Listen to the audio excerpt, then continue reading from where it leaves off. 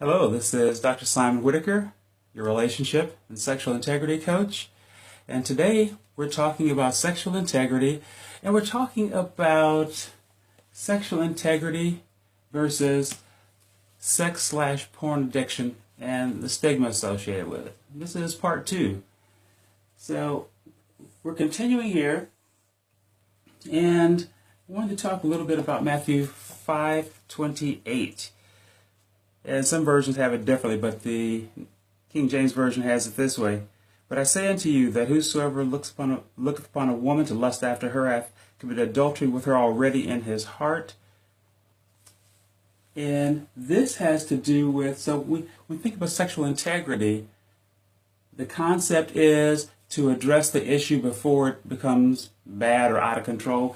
And there's also a range. So it starts with God's standard, and then anything that's below that is an opportunity for this to be addressed. But with sex or porn addiction, it's different. And that concept is things have gotten so bad that it has to be addressed. So usually what happens is that there's been a major consequence, or what often happens is some person outside of the individual has said you have a problem. So in the years that I've been working with individuals, typically what happens is the spouse says you have a problem, fix yourself or get out. Or the employer has said, we've been looking at your internet traffic on your computer, and our network administrators, we've seen the sites that you've been to, how much time you spend there, because they've had software for years that will do that. And they say, we see the sites that you've been to, and you've got one more chance at this, otherwise you're gone. Or they might just pull you into the office and say, as of today, you're no longer employed here. And that happens more often than people might think. So we also want to talk about the stigma associated with this. And there is a stigma because what's interesting is that sometimes people would rather believe that the problem doesn't exist than to actually address it. So here's an example. So, and you know about my issue with pornography. I talked about that, of course, in the book. I once had a date named Lust, Breaking Free from Sex and Love Addiction. I've talked about it at various conferences where I talk more about the statistics behind pornography and things of that nature. But one of the experiences that I had is when I was first trying to get help for this and understand more about it, is that I went to a Christian bookstore to actually order a book. And the reason I went to the Christian bookstore is because, well, that's my faith tradition, and also I wanted to help the store. It was a smaller store in the town where I lived, and, they didn't have a whole lot of business. I really wanted to help the store because I could have gone to any store and they would have ordered the book for me.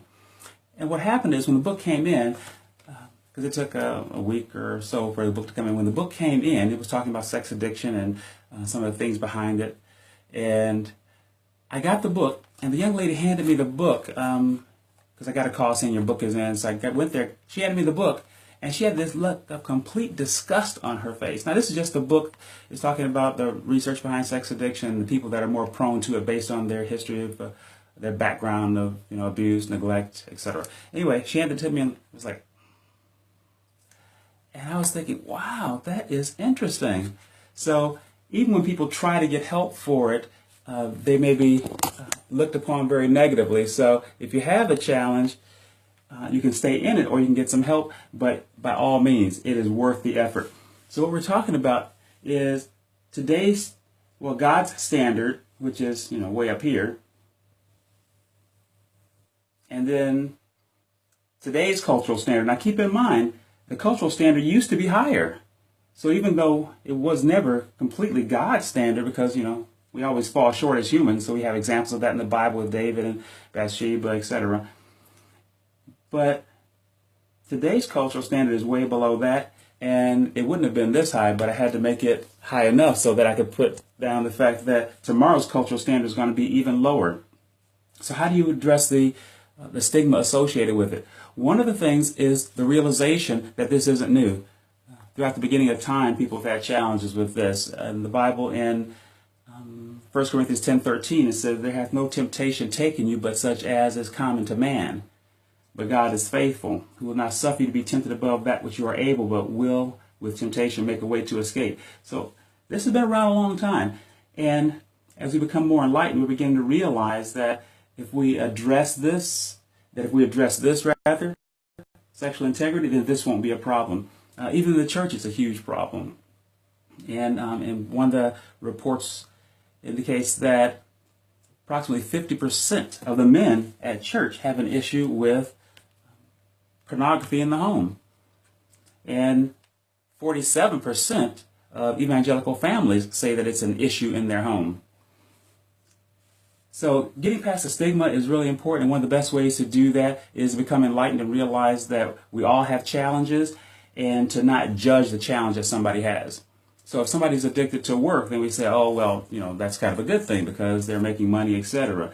But the purpose of an addiction, and I love this description, it's the best one I've ever heard. The purpose of an addiction is to medicate intolerable reality. So it's not so much that the person is typically after sex per se, but typically trying to run from some painful experience, and that's the way they found to do it.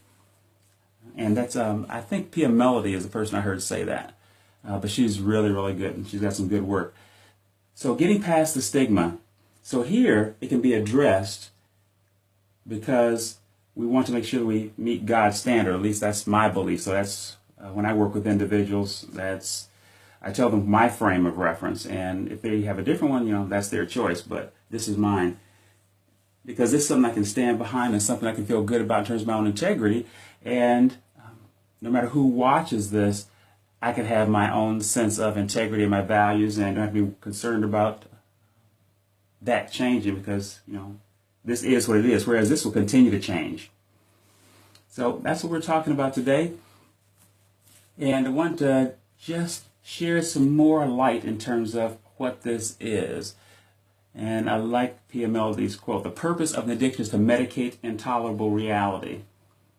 Hey, this is Dr. Simon Whittaker, your relationship and sexual integrity coach.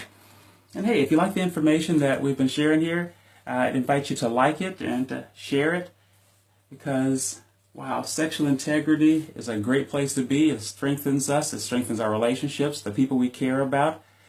It's pretty cool. I'll see you here next time.